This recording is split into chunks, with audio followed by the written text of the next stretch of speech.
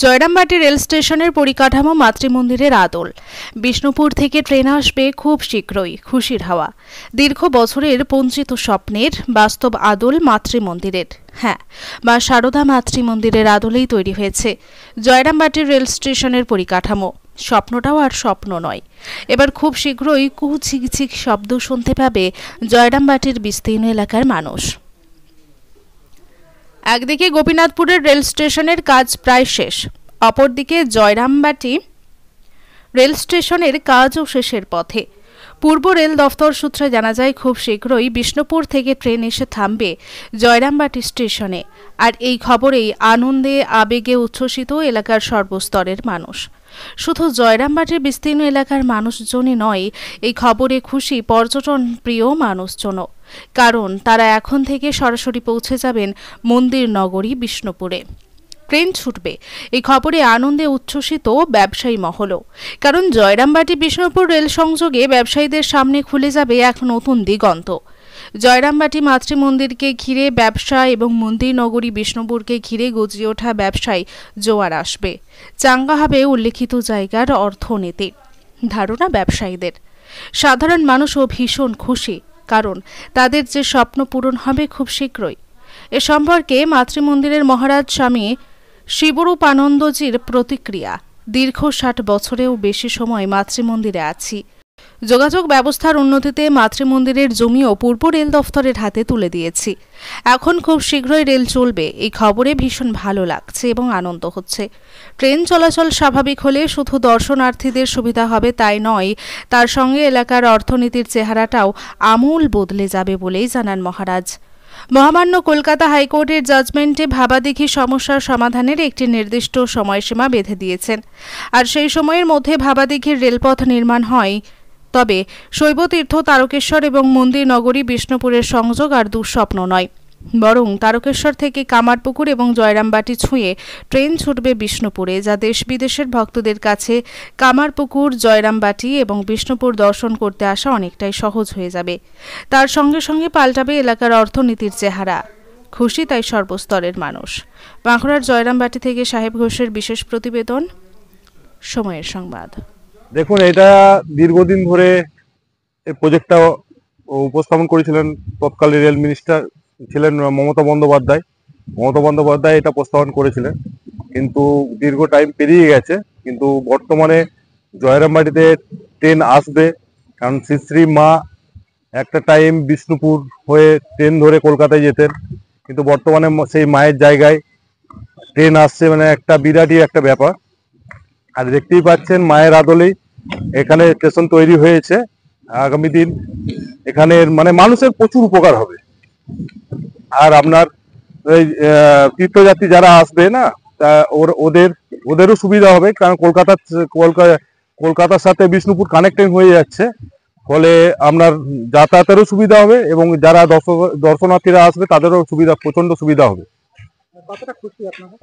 আমরা প্রচন্ড খুশি, কারণ এটা তো আমাদের সৌভাগ্য, জয়রামবাটিতে ট্রেন আসছে। আমরা জয়রামবাটি বাসী হিসাবে আমরা খুবই সৌভাগ্য। জয়রামবাটি মাতৃমন্দিরে আর কিছুদিন বাদেই ট্রেন চালু হবে, ট্রেনের আওয়াজ পাবেন আপনারা, এতে কতটা গর্ব? এটা আমরা প্রচন্ড গর্ব অনুভব করবো। অ্যাকচুয়ালি আমরা জয়রামবাটি স্থানীয়, এটা আমাদের কাছে একটা সৌভাগ্য যে ট্রেনের আওয়াজ আসবে। সেই হিসাবে আমরা খুব গর্ব অনুভব করবো। পুণ্যার্থীদের তো প্রচন্ড সুবিধা হবে, কারণ এটা দেখতে পাচ্ছেন পুরো যে কলকাতা থেকে বিষ্ণুপুর পর্যন্ত যে আমাদের যে পর্যটন কেন্দ্র আছে, জয়রামবাটি, কামারপুকুর, তারকেশ্বর, আপনার বিষ্ণুপুর যে মন্দির নগরী একসাথে এই রেল লাইনে হওয়ার ফলে সমস্ত জায়গা জুড়ে যাচ্ছে, ফলে দর্শনার্থীদেরও প্রচন্ড সুবিধা হবে। ব্যবসা দেখুন, এখানে যারা ব্যবসা করে তাদের তো একটা লাভের মুখ তো দেখবে, আগের থেকে বেশি দেখবে, কারণ প্রচুর মানুষ আসবে, ব্যবসাও বাড়বে।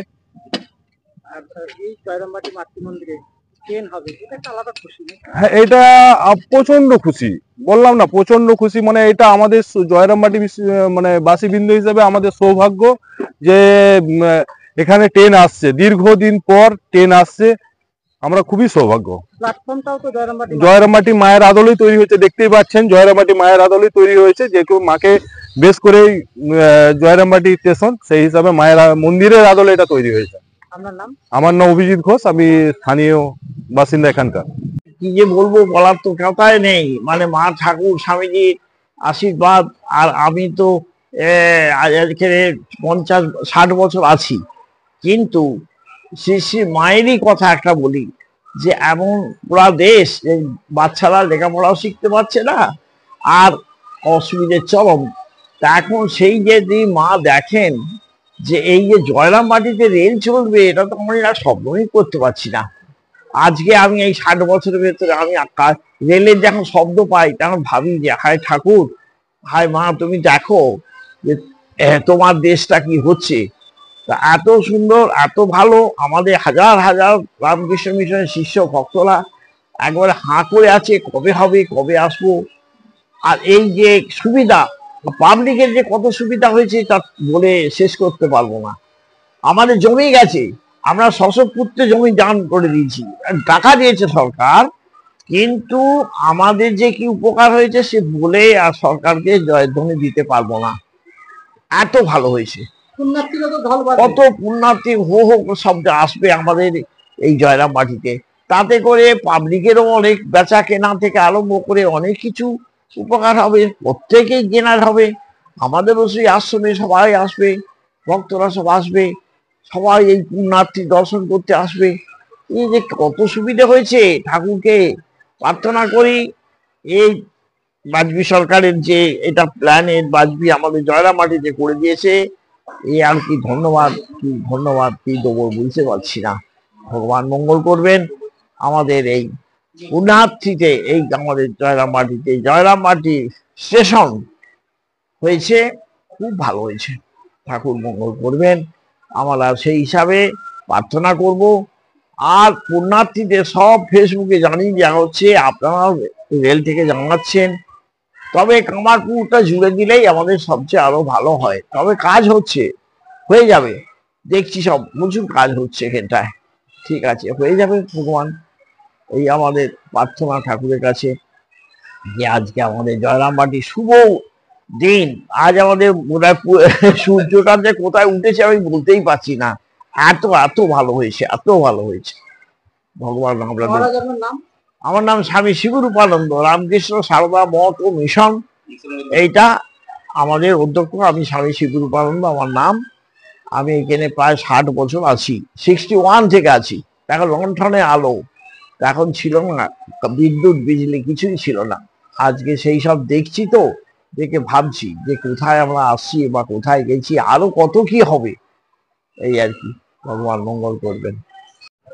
বলবো বলতে, গোপীনাথপুরে যে ট্রেন চলবে এটা সবারই একটা মানে কল্পনার বাইরে ছিল, মানে যেটাকে বলা যায় কল্পনাতীত।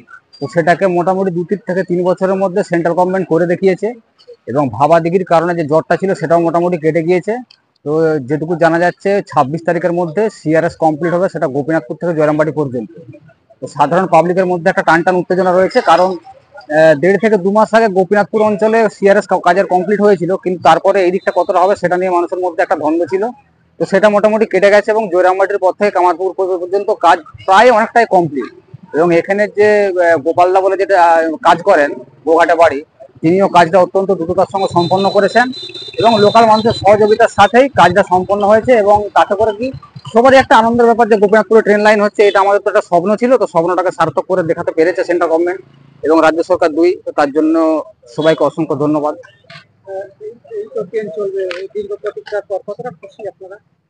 আমরা খুশি বলতে, যেটা মানে হয়তো কথাবার্তায় ব্যক্ত করা যাবে না, এতটাই খুশি। কারণ এই খুশির সীমা নাই। বাস আমরা যে ট্রেনে আগে ঘুরিনি তা নয়, ট্রেনে ঘুরেছি প্রচুর পরিমাণে আগে, কিন্তু এখন এই বর্তমানে ট্রেন যে গোপীনাথপুর দিকে যাবে এইটা একটা আমাদের বিরাট স্বপ্ন।